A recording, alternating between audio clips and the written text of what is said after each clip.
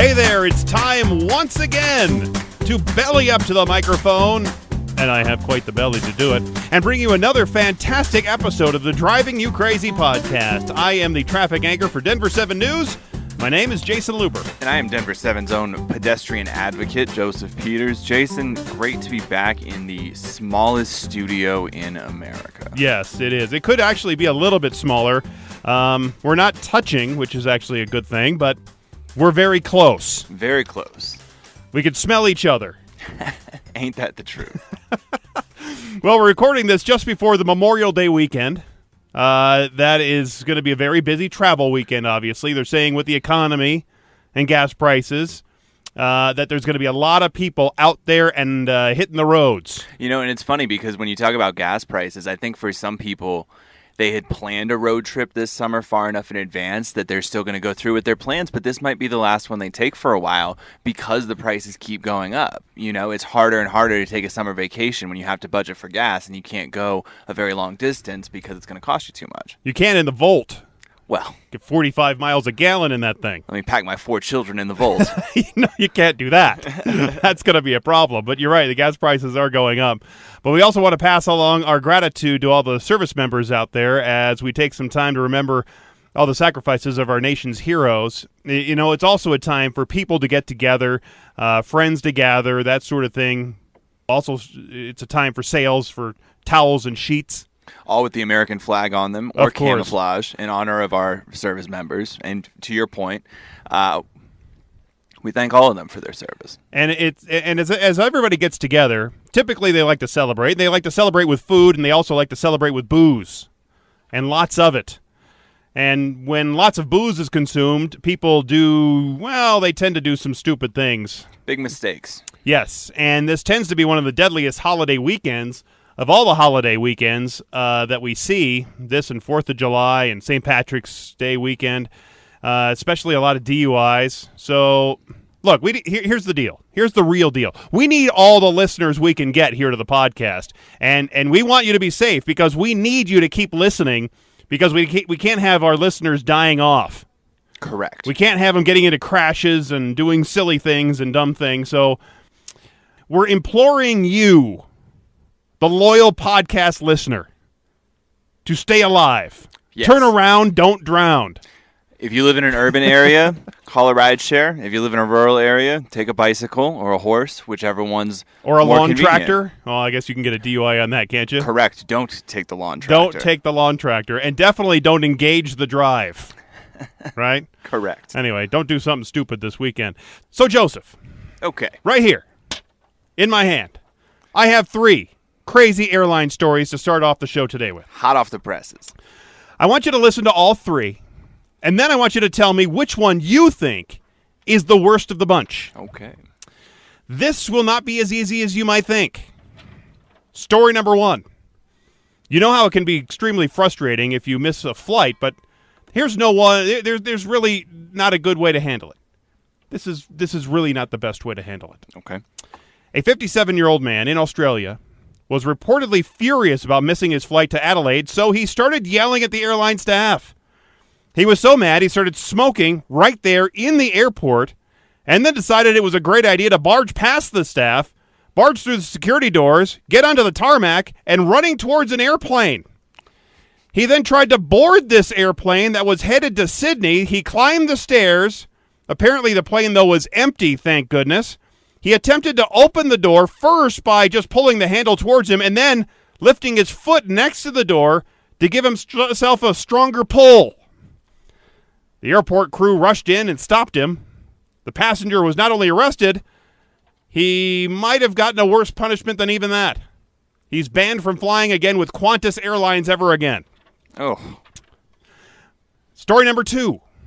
We have a woman who was 20 weeks pregnant and is deaf, and her boyfriend, who was also deaf, were traveling with their service dog. It's a Great Dane named Zariel.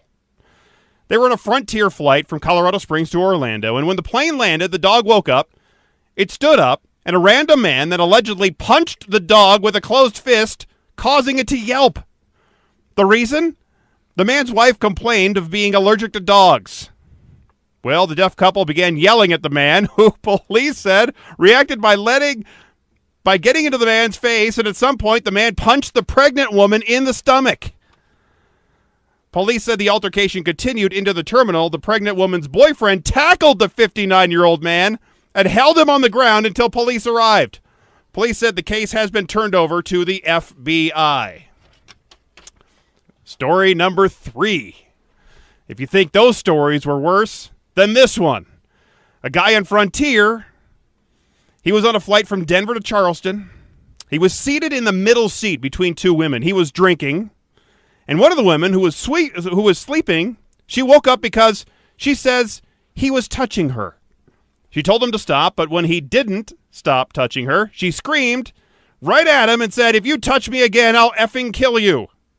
The flight attendant came up and took him out of his seat, then sat him near the back of the airplane where it was more open.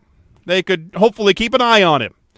Well, apparently they didn't keep a close enough eye on him because one of the passengers in the back said the guy, after giving a water bottle and been told to buckle his seatbelt that he couldn't find because he was so intoxicated, here comes the worst part. He took off his seatbelt, began urinating on the seat in front of him. I mean, one passenger sitting across from him screamed. It is unclear what happened during the rest of the flight, but when they landed, the police arrested the man, took him off the plane. I would hope the plane was cleaned after that. One would think it was cleaned during the incident. As I recall, those seats on Frontier are plastic, so it would have just splashed maybe back at him, but the seat cushions are not plastic. They would have absorbed the liquid. You've seen the picture, correct? Yes. It is quite a stream. Yes. Well, he was really drunk. Yes, he was. He had quite to drink, and he had to apparently go pretty badly. Why do they serve double anythings on an airplane? How many problems in this world have been caused by booze? Oh, Jason. All of them, right? That's a complicated question.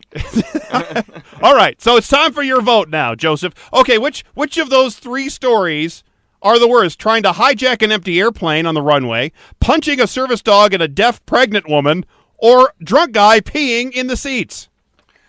So I put a lot of thought into these power rankings. I'm going to give them to you 3-1. 3, the least offensive. 1, the most offensive.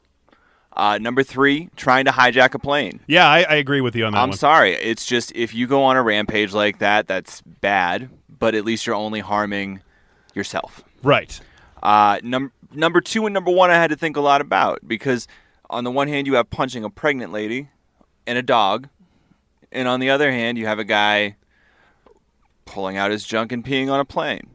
So you really have to weigh a lot of things there. And that guy was being a creep. He terrorized several women. But I have to put it at number 2 because number 1, pregnant lady getting punched in the stomach, is just deplorable, man. Well, and it's not, it's a deaf pregnant lady, and not only was she punched, so you're also punching the baby. Attempted and you're murder. punching a service dog. Literally, Jason, that should come with attempted murder charges.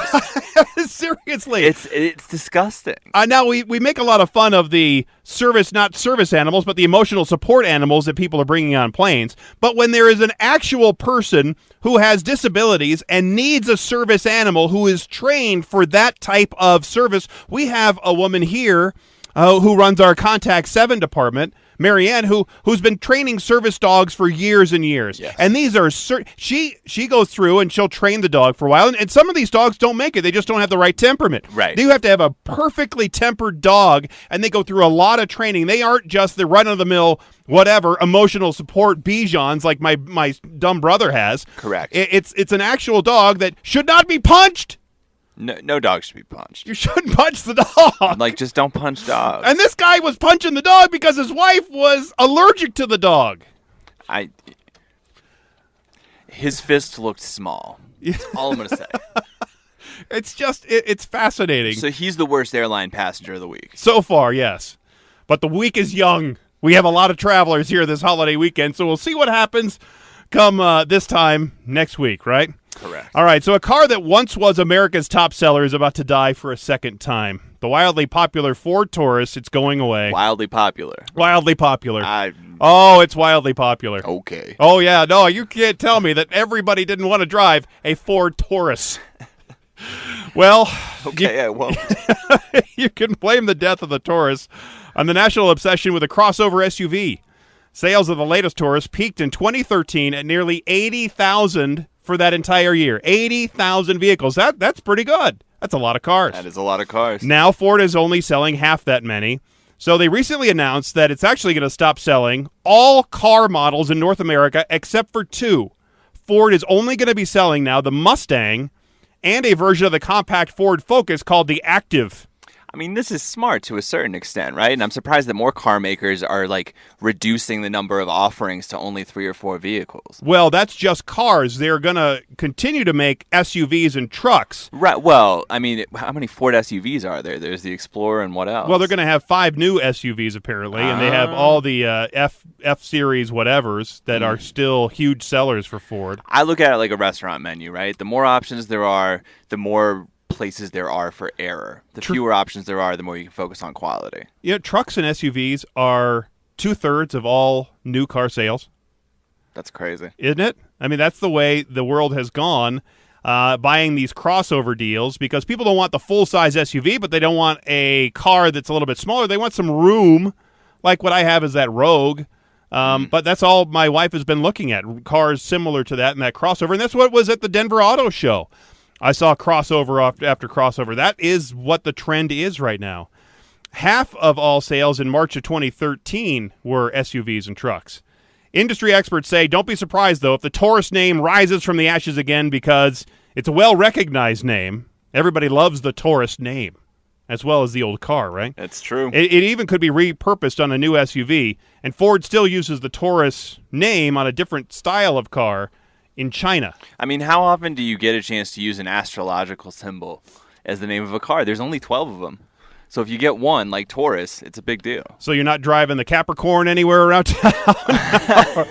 The Sagittarius isn't that big of a car yet? I'm a Capricorn, and I know it's the lamest symbol, so I just kind of roll with it every year when that time of year rolls around. As am I, a Capricorn as well. Have you heard of the term called super commuting? Yes. You have? Yes, sir. That is the term for people who drive a long way from home to work and back again. Not necessarily a long time, because you're stuck in stop-and-go traffic or your route is usually jam solid. It is a long distance from, let's say, even town to town, where you're living in one place and driving for miles and miles to get to another. For instance, it's not uncommon now for workers headed to New York City to start their commute 90 miles away in Allentown, Pennsylvania. That's insane. I mean, that's insane. That's 3 hours every day that you were driving. Just about, but you're doing that for a lot of different reasons. They estimate now that 1 in about 36 commuters, that's roughly about 2 million people, are these so-called super commuters. They define super commuters as people who travel an average of about 2 hours per day, and that compares to an average of 26 minutes nationwide. The website called Apartment List, that helps people find apartments, they analyzed 10 years of census data to find cities with the highest share of long-distance commuters. And the results show that most of these people live in communities feeding into 3 very expensive metro areas: San Francisco, Los Angeles, and New York City. And nearby metro areas had the largest share of super commuters, although the phenomenon was also apparent in places as diverse as El Paso and Northport, Florida. So a lot of people are living in these smaller towns, like in Allenstown or places around there, because it is much less expensive. And it's so much less expensive, it's worth the commuter's time and money to drive that long of a distance into the big city and back again. I always wonder what the threshold is for what makes that worth the money.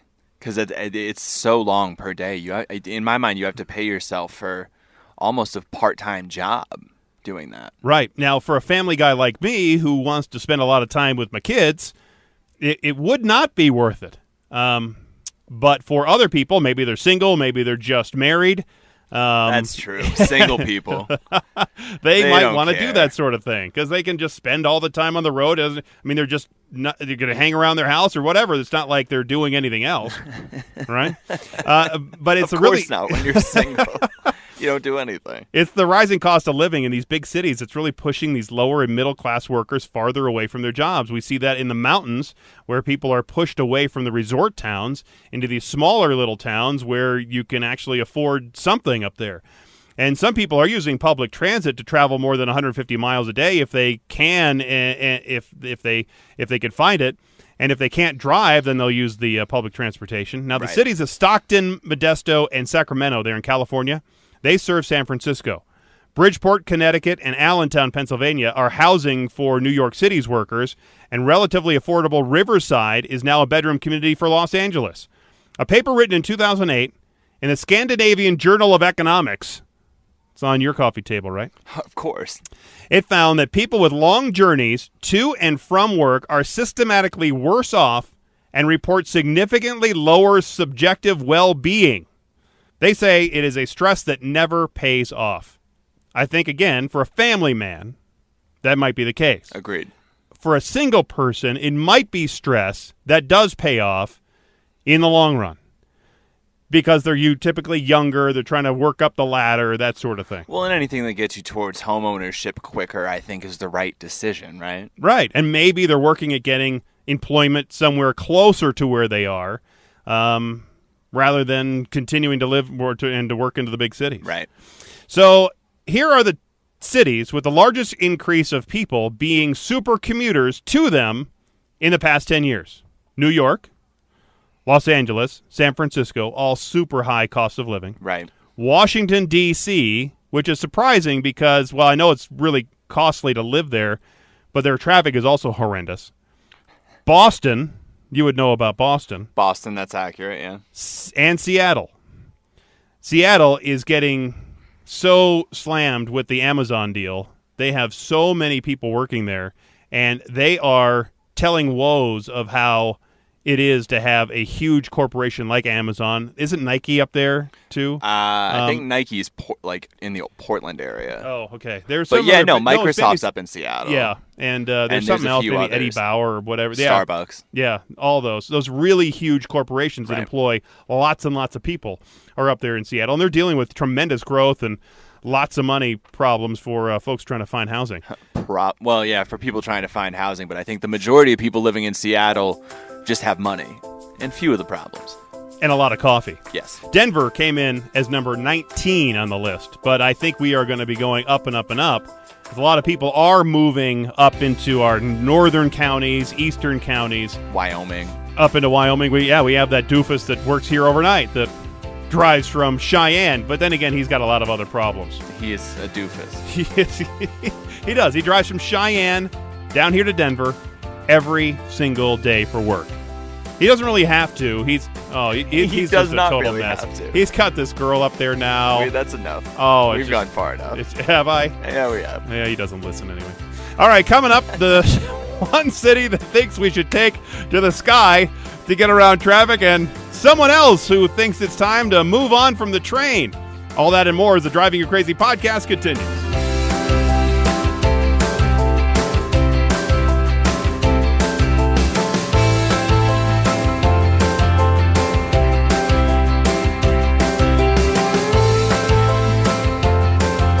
I'm Jason Grenauer, and you're listening to the Driving You Crazy podcast with Jason Luber. Something that I really looked forward to when I was coming to work here was particularly our news director, Holly. I think that she is somebody who is eager for us to try to adapt and experiment and find out what works. She's eager to let us show our own personalities and find the stories that work best for us.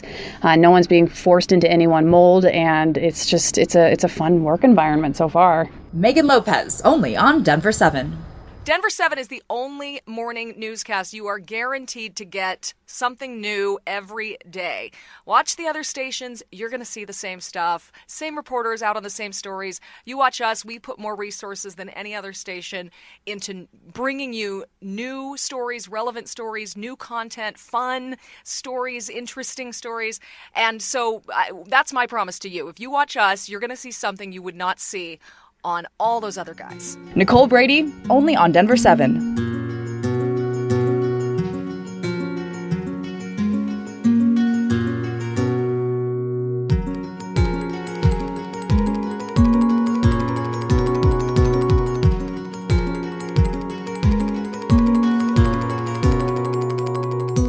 In the future, we'll be allowed 120 words every day to say. Welcome back to the world-famous and commuter-friendly Driving You Crazy podcast, where we wish all the recent graduates good luck and Godspeed as you get out there and grab one of those ever-plentiful jobs in our bustling economy.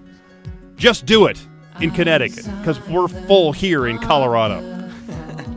Or Delaware or Thanks Rhode for Island. not coming. Thanks for not coming to Colorado. Maybe we should put that instead of welcome to Colorado or colorful Colorado, as you see on the signs out there on the Eastern Plains when you come into the state. We should put, thanks, we're full.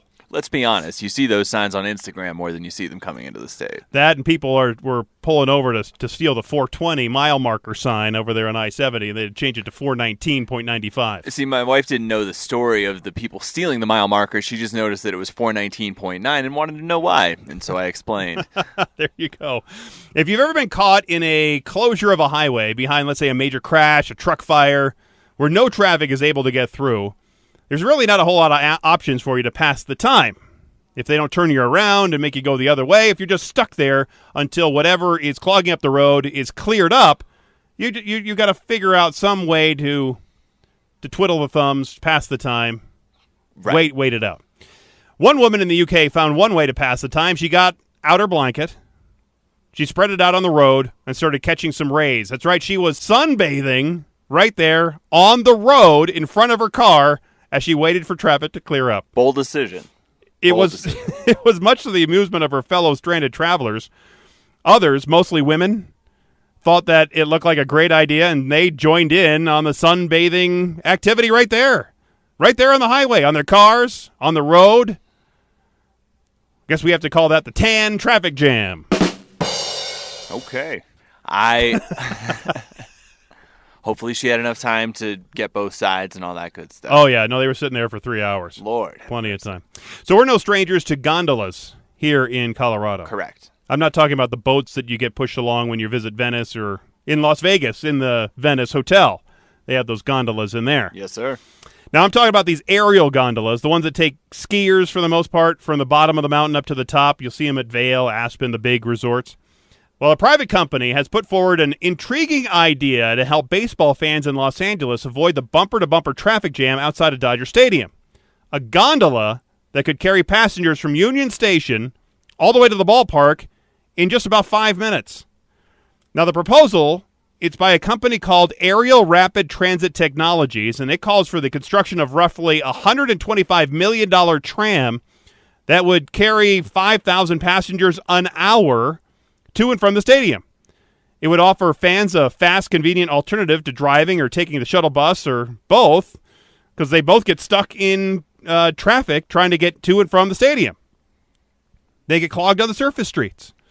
The fare would be less than the price of a parking space there at the stadium. So like $70. Was it? Well, they say it's currently $20, but around Coors Field, they're charging $20 at a minimum. Most of them's around $25, $30.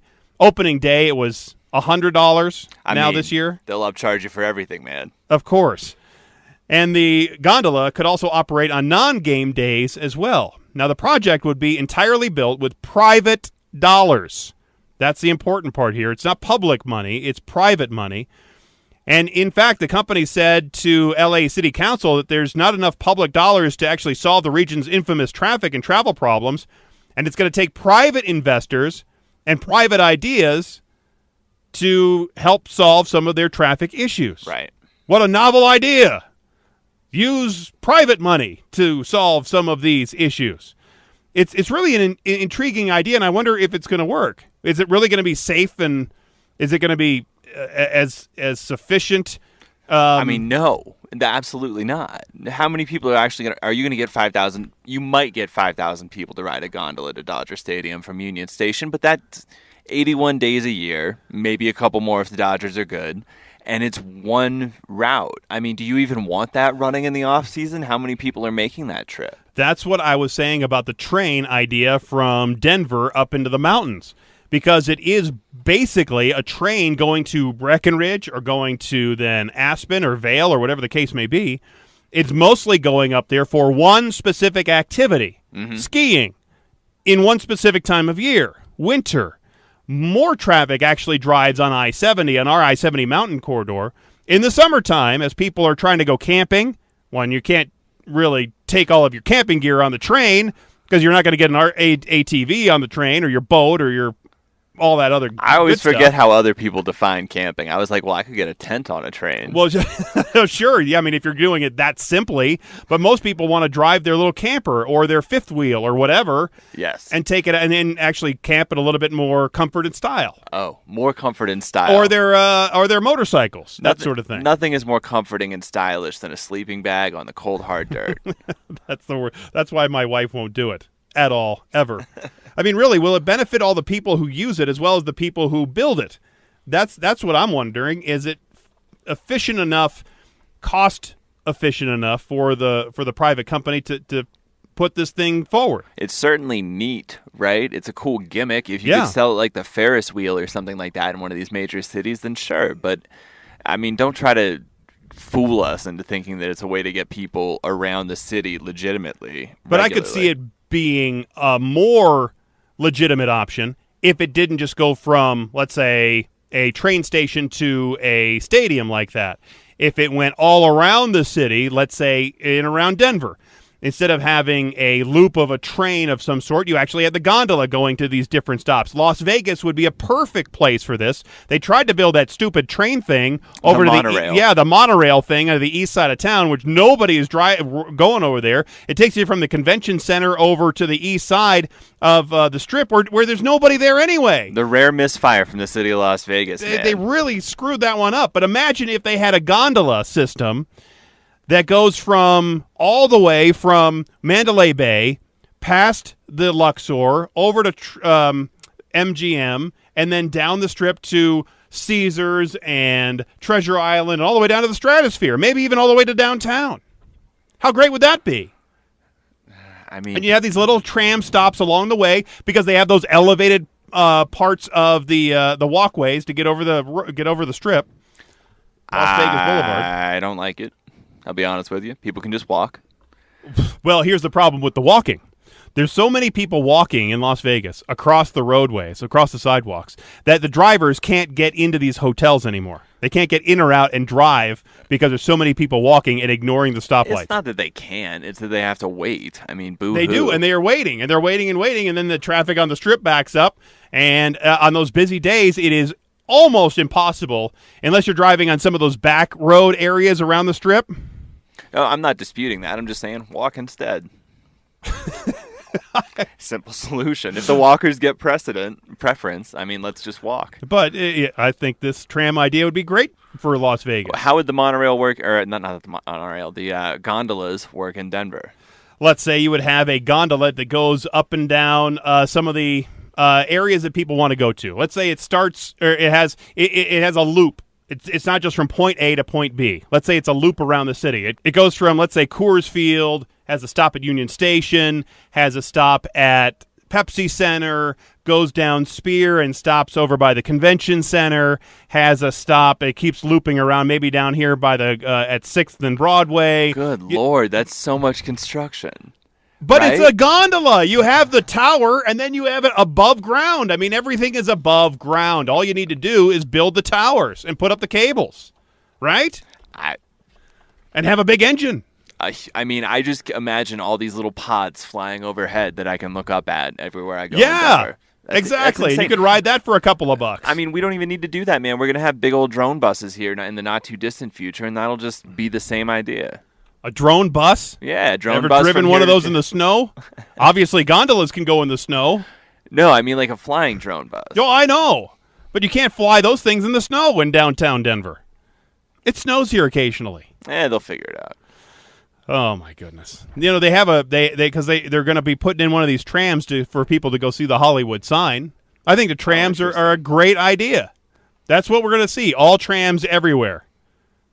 It'll make it easier for travelers instead of trying to hike that trail up to the Hollywood sign to go see it. Right? Bold prediction, man. All trams everywhere. Yeah, exactly. And we can't forget about Elon Musk and his little boring company that wants to build a network of tunnels that would whisk cars and pods and people and cycles and everything else in and around Los Angeles under their congested highways. The company's already said the system would be privately funded. It would offer fares comparable to public transit. That's a decent idea. Now, Unfortunately, they live in earthquake country, which is inherently dangerous to build a tunnel and have an earthquake. That's terrifying. Now, while most transportation projects in recent decades have been developed and funded with taxpayer dollars, it wasn't always the case. I mean, most of the nation's first mass transit lines were actually built by private companies. Times have changed and modes of travel evolved, and the innovators soon got left behind. The streetcar fell out of favor as more people owned cars. It leads me really into this, because this week I came across a story in The Hill. It's by Randall O'Toole. And Randall is the director of the Transportation Policy Center at the Independence Institute. That's right here in Denver. And his piece is titled, Mass Transit is Collapsing Everywhere. And I saw another story recently about how the city of Nashville has rejected all of their tax proposals to build a big mass transit train network there in Nashville. Right. Because they just don't want to have all that money outlaid for that train system. Right. It would be better spent in my pocket where I can buy a car. Exactly. Now, I thought this piece in The Hill was very interesting. The story reads, nationwide transit ridership in March of 2018 was 5.9% below March of 2017. That's according to the latest data published by the Federal Transit Administration. Following 3 years of steady declines, these numbers present a dire picture of the nation's transit industry. Ridership declined in all of the nation's 38 largest urban areas, and the 39th, Providence, gained only 0.1% new riders. Transit systems in Austin, Boston, Charlotte, Cleveland, Miami, Milwaukee, Philadelphia, San Diego, and Tampa-St. Pete all suffered double-digit declines, with Austin losing 19.5% and Charlotte 15.4%, despite being two of the fastest-growing urban areas in the nation.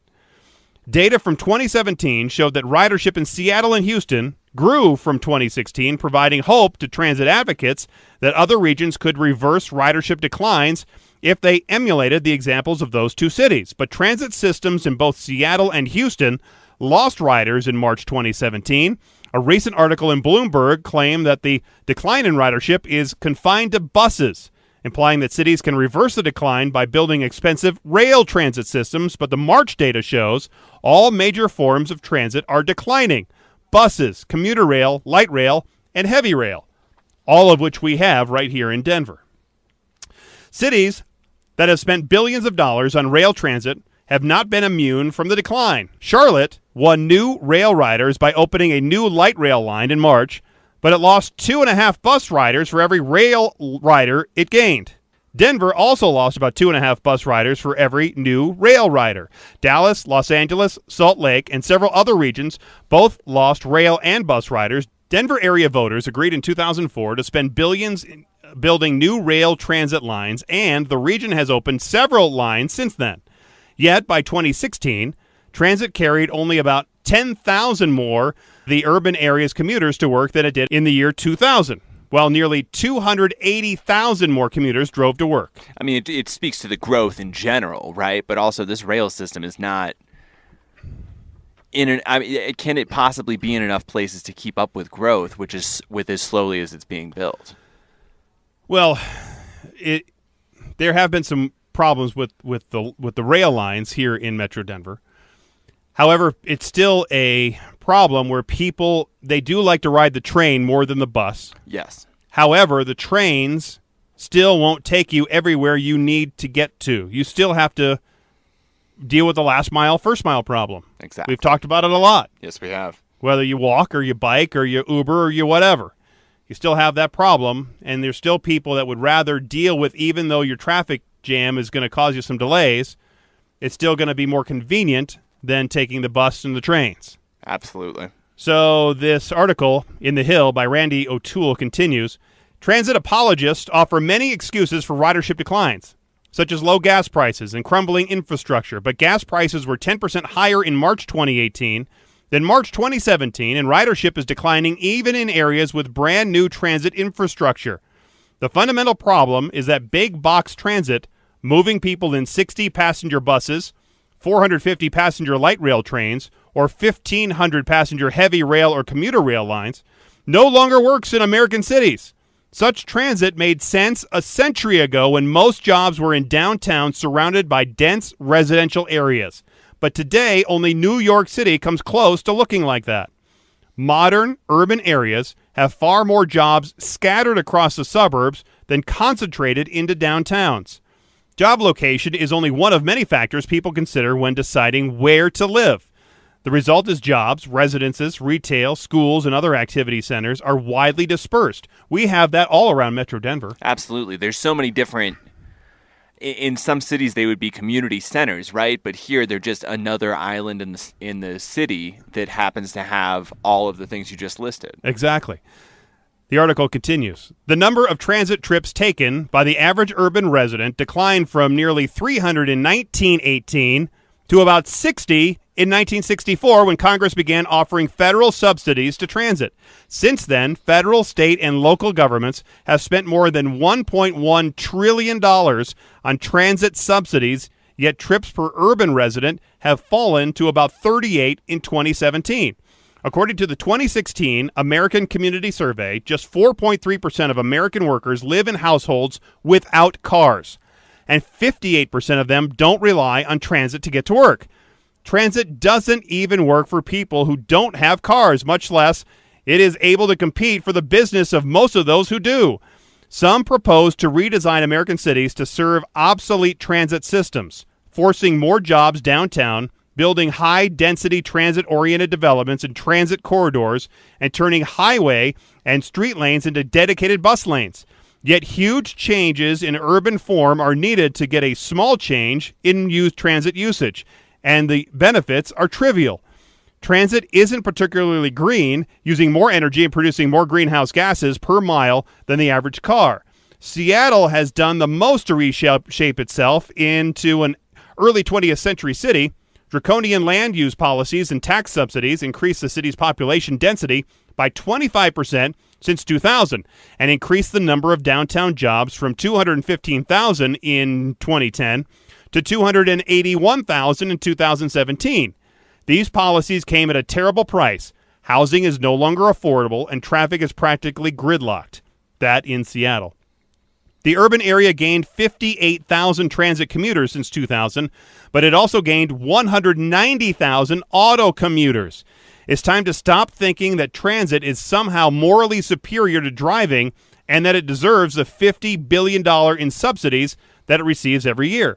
Ending the subsidies would lead to a variety of private transit alternatives where people will use them and allow cities to concentrate on relieving congestion and making roads safer and cleaner for everyone else. I mean, it's 100% accurate. And it is kind of ridiculous when you think about it, how much money we spend on buses and trains compared to how many people actually use them and how indirectly the people whose tax dollars pay for those things are rewarded for paying for those things. Right. To the point of the article, 4.3, I mean, we're talking about 2% of people total who use transit, and none of those people have cars. Nope.